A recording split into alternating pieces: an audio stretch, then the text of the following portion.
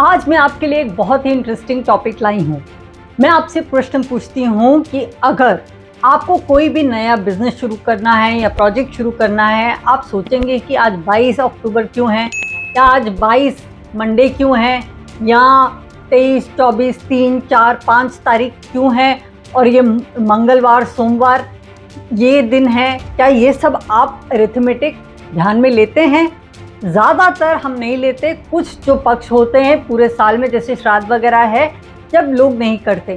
मगर एक English thought, जो वेस्टर्न कॉन्सेप्ट का थॉट है, जो पूरी दुनिया में बहुत प्रेवलेंट है, इंडिया में भी बहुत उसकी चर्चा होती है और लोग उसको कई खासकर अर्बन एरियाज़ में फॉलो करते हैं और ख़ासकर पाश्चात्य देश में करते हैं, कि अगर फ्राइडे का दिन हो और 13 तारीख हो, तब लोग नहीं चाहते कि कुछ नया काम करें या नया प्रोजेक्ट लें या कोई भी ऑस्पिशियस चीज़ को करें। तो ये फ्राइडे द 13th इतना जिंक्स क्यों है, इसके लिए मैं आपके साथ थोड़ी इंटरेस्टिंग इन्फॉर्मेशन शेयर करूंगी। यहाँ तक कि लोग मल्टी स्टोरी बिल्डिंग जो है उसमें 13th फ्लोर नहीं बनाते, एलिवेटर्स में 13 नंबर कई बार स्किप कर देते हैं, और यहाँ तक कि एयरलाइन में भी आप कई एयरलाइन, खासकर फॉरेन एयरलाइंस में आप देखिए कि 11, 12 और उसके बाद सीधा जो रो नंबर होता है वो 14 होता है, 13 वो गायब ही कर देते हैं। तो इसके क्या रीजंस हैं? वेस्टर्न फिलॉसफी में जहाँ पे ये बात और ये कॉन्सेप्ट शुरू हुआ और जो इतना वाइड स्प्रेड हो गया कि इंडिया में भी फ्राइडे द 13th को लोग काम करना नहीं पसंद करते या उस दिन कुछ नया नहीं करते। एक कॉन्सेप्ट ये है, क्योंकि ये वेस्टर्न थॉट था या वेस्टर्न फिलॉसफी था जिंक्स का, जैसे हम लोग भी बोलते हैं, कितने सारे जिंक्स हमारे होते हैं, छींक मार दी तो नहीं करना, उस तरह का ये एक कॉन्सेप्ट है कि वहाँ पे 12 की एक बहुत ही उसको कंप्लीट नंबर मानते हैं। जैसे इंडिया में 9 नंबर को एक कंप्लीट नंबर मानते हैं, क्योंकि आप 9 का गणित करें तो जो भी नंबर आएगा, आप जैसे कि 9 × 2 18, 1 + 8 करें तो 9, फिर 27 आता है, 2 + 7 9, तो उस तरह से इसको कंप्लीट मानते हैं। वैसे ही वेस्टर्न कंट्रीज़ में 12 के अंक को भी काफ़ी कंप्लीट माना जाता है, इसीलिए 12 महीने होते हैं, 12 ज़ोडिएक साइन होते हैं। जीसस के भी जो अपोस्टल्स थे, जो फॉलोअर्स, जो 12 मेन थे, वो भी 12 थे। तो एक 12 का वहाँ पे एक एलिवेटेड स्टेटस है नंबर की न्यूमेरिकल थॉट में, वेस्टर्न फिलॉसफी में। 13 जैसे ही आता उन्हें लगता है कि कुछ ना कुछ इनकम्प्लीट है या कुछ गड़बड़ है, क्योंकि 12 को वो लांघ गया है नंबर। ये एक कारण है। उसके अलावा स्कैंडिनेवियन कंट्रीज, नॉर्स जो फिलॉसफी है, उसमें भी कुछ फेबल्स हैं, माइथोलॉजी ऐसी है जिसमें 13 नंबर उन्हें लगता है, जिसे इंडिया में कहा जाए मनूस है, उस तरह से वेस्टर्न कंट्रीज़ में वो सोचते 13 है तो कुछ बहुत ही गड़बड़ होगा।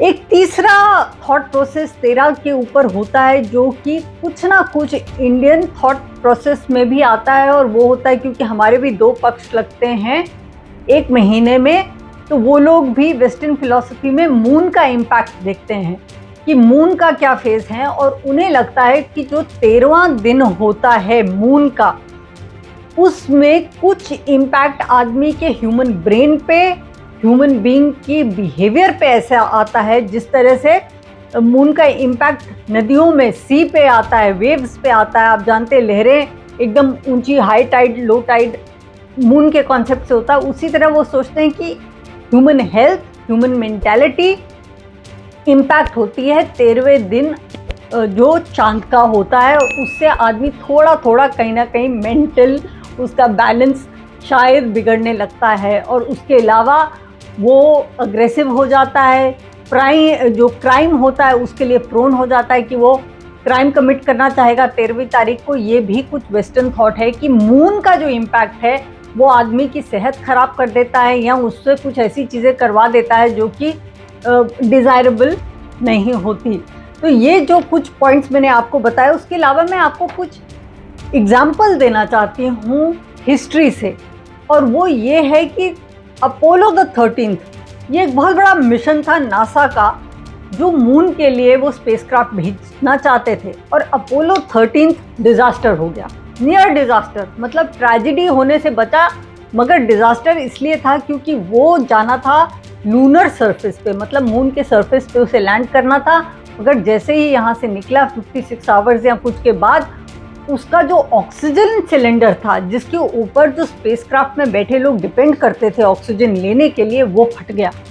तो इतना पैनिक हुआ क्योंकि ऑक्सीजन फट गया, तो उसमें तो आप सोचिए कि जितने लोग भी स्पेसक्राफ्ट में बैठे थे वो सब तो मर ही जाते। तो उन्होंने जल्दी जल्दी रिवर्स किया और उसके बाद वो अर्थ में लैंड किए, क्रैश लैंड किए और बच गए लोग। ये बहुत बड़ी बात थी, मगर वो मिशन को एक डिजास्टर डिक्लेयर किया गया। मून तो कहाँ पहुंचते वो लोग। तो नासा तक इतना घबरा गया, जो एक स्पेस ऑर्गेनाइजेशन है, एक साइंस ऑर्गेनाइजेशन है, उसने उस दिन से आज तक कोई भी मिशन का नंबर 13 नहीं रखा। और अपोलो द 13 लास्ट मिशन था जब उन्होंने कोई भी 13 नंबर लिया। उसके बाद उन्होंने एक नंबर बदल लिया है उसका, और उसका जो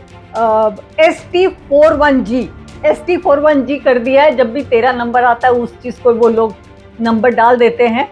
तो ये मैं आपके साथ शेयर करना चाहती थी कि एक साइंटिफिक ऑर्गेनाइजेशन, एक स्पेस ऑर्गेनाइजेशन भी इतना मानती है। ये सब मैं आपके साथ शेयर करना चाहती थी कि भी फ्राइडे द 13th पे इतना ज़्यादा जिंक्स क्यों है, इसके पीछे थॉट और बिलीफ क्या है। मगर लास्ट पॉइंट मैं यही कहना चाहूँगी कि ये अपोलो द 13 था, वो 12 भी हो सकता था, 11 भी हो सकता था। जहाँ तक मेरा खुद का पर्सनली मानना है कि फ्राइडे द 13th को ही ज़रूरी नहीं कि कोई चीज़ गलत हो सकता है वो थर्सडे द 12th को भी गलत हो, मगर हमारे दिमाग में इतनी बैठती नहीं। मगर जैसे ही अगर वो by chance Friday the 13th को हो तो हमें लगता है कि ये क्योंकि दिन ठीक नहीं था इसलिए कुछ गलत हुआ। वैसे तो कोई आदमी की गाड़ी जाती है, हज़ारों एक्सीडेंट होते हैं, मगर कोई बिल्ली काट के चले जाए तो बोले इसलिए हुआ क्योंकि बिल्ली ने रास्ता काट दिया। ऐसे तो कितने हज़ारों एक्सीडेंट रोज़ के महीने के होते हैं। तो ये कहीं ना कहीं हमें अपने मन से निकालना होगा कि ये जो जिंक्सेस होते हैं उसके पीछे एक वहम पड़ता है और वो बिल्ड होता रहता है जब भी कोई चीज़ गलत हो, जबकि गलत हर चीज़ पे भी कोई चीज़ हो सकती है। मगर फिर भी इंटरेस्टिंग इन्फॉर्मेशन थी और निर्णय आप पे है कि आप फ्राइडे द 13th को ऑस्पिशियस मानते हैं या इनऑस्पिशियस मानते हैं, और आप कुछ नया चीज़ करना चाहते हैं या नहीं करना चाहते हैं। मगर बैकग्राउंड और हिस्ट्री तो ऐसी ही है।